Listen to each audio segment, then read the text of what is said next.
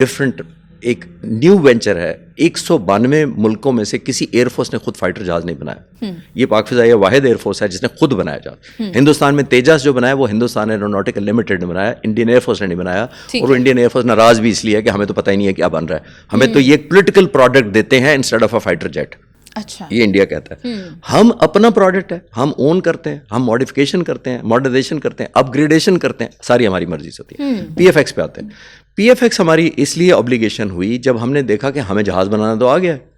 Now it's more of electronics, stealth, 4.5 generation, weaponry, integration, engine. ہمارے engineers, technician الحمدللہ اتنے expert ہیں اب اس کے اوپر. تو ہم نے سوچا کہ اٹس مور آف اے, جیسے یہ ایسے ہی ہے جیسے آپ کو میں بچوں کے لیے سمجھاتا ہوں کہ آپ کو سائیکل چلانی آ جائے تو موٹر سائیکل جلدی آ جاتا ہے. تو یہ something like that. Then you can upgrade. اگر آپ کو بیسک کنٹرول نہیں آتا یا سینس آف پروپورشن نہیں ہے یا اسکل نہیں ہے سائیکو موٹر, تو پھر مسئلہ ہوتا ہے. الحمدللہ میں جہاز کیونکہ اب بنانے کی ہماری بہت ایڈوانس ہے. پاکستان ایروناٹیکل کمپلیکس پچھلے آلموسٹ 50 سال سے یہ ہماری فیکٹری چل رہی ہے, جو پہلے F6 اور A5 کو ریبلڈ کرتی تھی اور اوور آلنگ کرتی تھی, پھر مراج کو کرتی تھی. JF-17 تھنڈر سے زیادہ قابلیت رکھتا ہوگا. ڈیفینیٹلی زیادہ. وہ اس لیے کہ ہم اس کو انشاءاللہ 4.5 نہیں 5th جنریشن کی طرف لے کے جا رہے ہیں. پی ایف ایکس کا مطلب یہ ہے پاکستان فائٹر.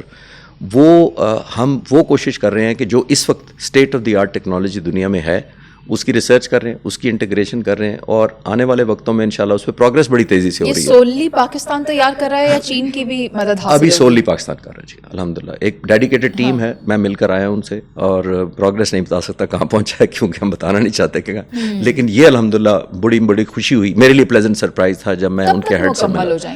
اس میں ٹائم لائن منیز بڑا مشکل ہوتا ہے کیونکہ بڑی ہرڈلز ہوتی ہیں. اس میں آپ نے اتنی زیادہ ٹیکنالوجی آپ ڈپینڈنٹ ہوتے ہیں. کچھ آپ نے ریورس انجینئرنگ کرنی ہوتی ہے, کوئی آپ نے دیکھنا ہوتا ہے کہ دنیا, ہم یہاں پہنچے تو دنیا تو یہاں پہنچ گئی ہے, تو پھر آپ سمجھتے ہیں یہ چیز بھی میں انٹیگریٹ کر لوں, ہم پیچھے نہ رہ جائیں یا ہمارا جہاز لیس ریلیونٹ نہ ہو.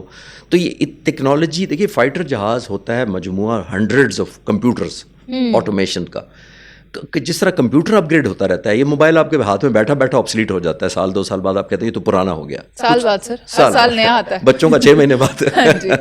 تو یہ ڈپینڈ کرتا ہے. تو ہم لگے ہوئے ہیں, بہت ٹیم کنسرٹڈ کوشش کر رہی ہے الحمدللہ. جو پاک فضائیہ کے سربراہ air chief marshal Zaheer Ahmed Babar Sidhu, ان سے میری ملاقات ہوئی تھی. وہ اپنا ٹائم لائن بتاتے تھے. وہ تو کہتے ہیں کہ ہر چیز کو کل ہو جانا چاہیے تھا جو گزر گیا. ان کی ایرجنسی ہوتی ہے ہر پروجیکٹ میں, لوگ کر بھی رہے ہیں اسی طرح کام. جب تک پی ایف ایکس تیار نہیں ہوتا, it's under process, under construction, تب تک JF-17 تھنڈر کی بات کر لیتے ہیں. لائنیں لگ گئی ہیں سر دنیا میں. ہم نے ایئر شو دبئی میں حصہ کیا لیا, ہمارے تو بائرز بہت زیادہ مارکیٹ میں نکل آئے ہیں. اور آپ کے ساتھ جب گفتگو ہوئی آپ نے ہی بتایا کہ یہ کوئی نیا سلسلہ نہیں ہے. اس سے پہلے ازبکستان کو بھی دیے, میانمار کو بھی دیے, اور ابھی ریسنٹ ہماری ڈیل لاک ہو رہی ہے کرغزستان کے ساتھ. تو JF-17 تھنڈر ہم ان کو بھی دیں گے. تو بتائیں ذرا کیا مارکیٹ میں ہائپ کریٹ ہوئی ہے؟ دیکھیں, یہ میں اکثر کہتا ہوں, پھر ریپیٹ کر دیتا ہوں, جو لوگ اگر میرے معذرت قبول کر لیں. دیکھیے, جب وکٹری آپ لیتے ہیں نا, جب آپ کی فتح ہوتی ہے تو آپ کو ایک پاور ملتی ہے, آپ کو ریلیونس ملتی ہے, جس کو میں کہتا ہوں victory has value.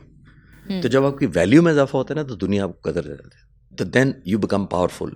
Relative term میں پاورفل کچھ بھی سینس میں, then power talks to power. میں اکثر یہ کہتا ہوں. پھر پاور آپ سے انگیج کرنا چاہتی ہے. اب بہت سارے ملک اس وقت, میں آپ کو پاک فضائیہ کے سربراہ کا بتا سکتا ہوں, ابھی وہ دبئی ایئر شو میں گئے ہوئے تھے. انڈونیشیا کے صدر بھی پاکستان آ رہے ہیں, آج شاید پہنچ رہے ہیں. لیکن ابھی پاک فضائیہ کے سربراہ گئے تھے دبئی ایئر شو میں, جب یہ تیجس جہاز کریش ہوا, پاسبلی وہیں تھے. تو آپ اندازہ لگائیے, میرے نالج کے مطابق جو میں نے ان پٹ لی ہے, درجنوں جو ٹاپ آف دا لائن سربراہ تھے, ڈیفینس منسٹرز تھے, میٹنگ کرنا چاہ رہے تھے, وہ سب سے نہیں مل سکے. یہ بھی میں نے کنفرم کیا کیونکہ ٹائم نہیں تھا ان کے پاس اتنا. میں کہنا یہ چاہ رہا ہوں کہ پہلے ہم جاتے تھے لوگوں کے دروازوں پر کہ ہم JF-17 تھنڈر لائے ہیں, کوئی لے لے گا, تو لوگ چاہتے تھے کہ اچھا بات کرتے ہیں, نیگوشیٹ کا ٹائم لگتا تھا. اب ہمارے دروازے پر نوک ہو رہا ہے کہ ہے کیا چیز. امپورٹنٹ چیز ایک بات ہے, جو فیکٹر اب بدلا ہے. دیکھیے, جہاز یہ وہی ہے جو ہم پہلے بھی آفر کر رہے تھے, ٹیکنالوجی بھی وہی ہے, ایکسپیریمنٹ کر کے دے دیا نا ہم نے. یہ بس اس کو میں کہتا ہوں battle proven and combat tested. اب یہ کامبیٹ ٹیسٹڈ جہاز ہے, ہمیں ثابت کرنے کی ضرورت نہیں ہے کہ یہ بڑا اچھا ہوگا. ہم تو ویسے ہی آپ کو کہہ رہے تھے کہ دیکھ لو ہمارے پاس JF-17 تھنڈر ہے, بس آپ نے ہی کہا کہ رافیل گرا کے دکھاؤ تو مانیں گے. وہ اللہ تعالیٰ نے خود ہی موقع دے دیا, پھر ہم نے کہا کہ جی چلیں ہم مجبور ہیں. میں تو پہلے بھی کہتا ہوں کہ ہم اس میں کوئی ہم ایکسائٹیڈ نہیں تھے. اگر وہ ایکسائٹیڈ تھے تو پھر ایکسائٹمنٹ صرف نیوٹرلائز کی. لیکن چلے ہم یہ کہہ دیتے ہیں رافیل برے نہیں تھے, لیکن JF-17 تھنڈرز بہترین تھے. میں تو ہمیشہ کہتا ہوں کہ رافیل بہت زبردست جہاز ہے. میں تو کبھی نہیں مانا آج تک. بڑے لوگ کہتے ہیں کہ جی رافیل یہ تھا اناڑی تھا, بڑے میں نے 3-4 دن پہلے انہوں نے کہا بالکل اناڑی تھی. میں نے کہا جی میں نہیں کہتا. یہ تو پھر آپ خود ہی نگیٹ کر رہے ہیں نا کہ ہماری ایک ورلڈ کپ کی ٹیم تھی جیتی ہوئی, کسی اسکول کے ساتھ کھلا دیا, تو پھر تو آپ اپنے لوگوں کو شاباشی نہ دے رہے. میں کہتا ہوں دونوں کمپٹیٹو ٹیمیں تھی. اتنا اس رات کو 6 اور 7 کی درمیانی رات بٹی ہارٹنڈ بیٹل ہوئی. دونوں نے ایک دوسرے کو انگیج کیا, دونوں نے ایک دوسرے کو لاک کیا, دونوں شوٹ کرنا چاہتے تھے. پھر پی ایف نے کچھ ایسا کیا جو آپ کہہ رہی ہیں کہ ان سے نہیں ہو سکا, وہاں فرق کریٹ ہو گیا. بس تھوڑی سی غلط فہمی کریٹ ہو گئی وہاں کہ وہ 50 کلومیٹر کا معاملہ تھا سارا. کچھ نہیں, اس کے علاوہ بھی تھا. اچھا اس کے علاوہ بھی تھا. پھر کبھی بات کریں گے, پھر کبھی کریں گے. کسی کی تھوڑی سی جو رہ گئی ہے وہ رہنے دیتے ہیں, وہ رہنے دیتے ہیں. اسی لیے تو کہہ رہا ہوں کہ وہ ابھی نہیں بات کرتے نا, تاکہ وہ آئندہ کے لیے سرپرائز رکھیں. چلے ہم رہنے دیتے ہیں, لیکن دنیا بات کر رہی ہے اور دنیا بڑی خواہش رکھتی ہے پاکستان کے ساتھ کام کرنے کے لیے. مجھے اس فیکٹری کے بارے میں بتائیں جو ترکی بنانے جا رہا ہے پاکستان میں, ڈرونز کی فیکٹری, اور پاک بحریہ کے لیے بحری جہاز بھی بنا رہا ہے. تو کیا خاصیت ہے, کب تک ہو جائے گا, کیا کیا ہوگا اس میں, وہ سب بتائیں. پہلے میں ترک لوگوں کی خاصیت بتا دیتا ہوں. میں نے 2003-4 میں ٹرکی گیا تھا, استنبول. میں نے وار کورس کرنا تھا, 1 سال رہ کے, اور ٹرکش لینگویج سیکھ کے کرنا پڑا, تو لینگویج بھی آتی تھی. اچھا, تو ترک لوگوں کا یہ عالم ہے. میں اس لیے ان کی خاصیت بتاؤں جو کہ اچھی بات ہے. مریض میں اگر 10 لوگوں کے ساتھ کھڑا ہوتا تھا نا, آپ یقین کریں, مجھے اچھی طرح یاد ہے آج بھی کہ جرمن کھڑا ہے, فرینچ کھڑا ہے, فلاں کھڑا ہے, ملیشیا, سنگاپور کے لوگ کھڑے ہیں. ہم انٹرنیشنل کورس تھا.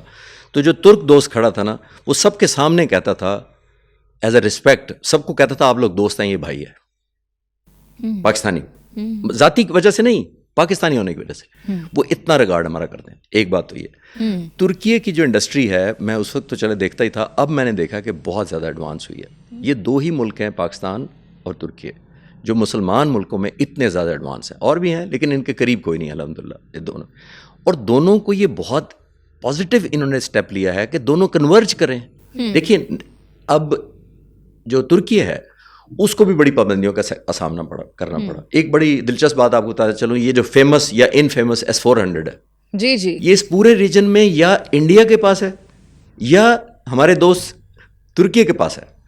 ترکی نے بھی لیا تھا, S-400 لیا ہے رشیا سے, ٹھیک ہے, اور F-35 گوا دیا. امریکہ نے تھریٹ کیا تھا کہ اگر تم S-400 رشیا سے لوگے تو ہم تمہیں F-35 نہیں دیں گے. وہی فیمس جہاز جس کی ہم اتنی دفعہ بات کرتے ہیں, سعودی عرب کو دینے کا خواہاں, سعودی عرب دینے والا, تو وہ ترکی کو دے رہا تھا. تو ترکی نے کہا نہیں ہم S-400 لیں گے, تو انہوں نے S-400 لے لیا. تو ترکی کا اتنا زیادہ چیلنج ہے اس کو ویسٹرن ٹیکنالوجی کا کہ انہوں نے بہت زیادہ سینکشنز ہماری طرح انہوں نے فیس کی. حالات اپ اینڈ ڈاؤن ہوئے تو لوگ ان کو پھر ڈینائی کر دیتے تھے. انہوں نے بھی انڈیجینیس ڈیولپمنٹ کی کوشش کی, ہم نے بھی کی, الحمدللہ دونوں بہت کامیاب ہیں.